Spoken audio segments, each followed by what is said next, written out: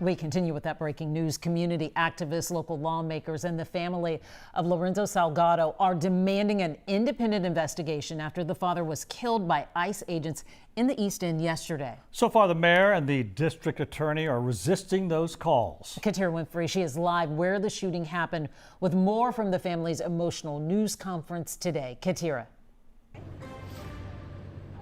Well, Lorenzo Salgado's family says after raising a family and building a successful construction business, he was one step closer to fully achieving that American dream. In a matter of months, he would have obtained his work permit, allowing him to stay here legally. Now, earlier today, I got a chance to ask the family how the current climate around immigration came up in their lives.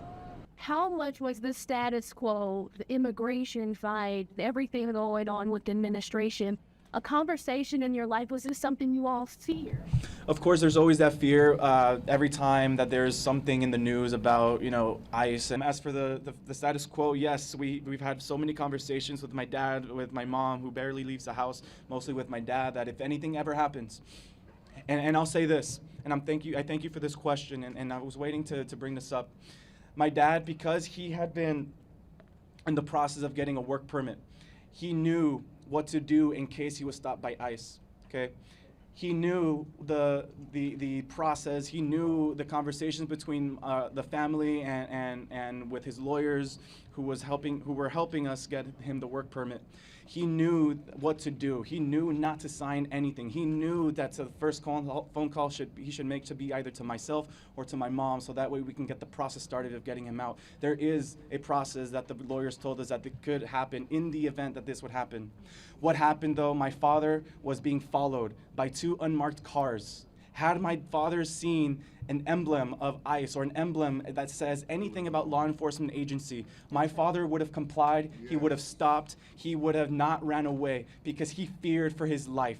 He drove fast because he feared that someone would take his tools. One of his worst fears is that someone took away his work tools, because that's the tools of the van as well, because that is how he made his livelihood, that's how he raised us, that's how he fed us. And the son also said through tears that his father was more than just a headline. They say he lived a private and quiet life, and the family could have never imagined that they would be at the center of an incident like this. Reporting live in the East End, Katira Winfrey, KHOU 11 News. The family and both the community very vocal. Katira Winfrey, thank you.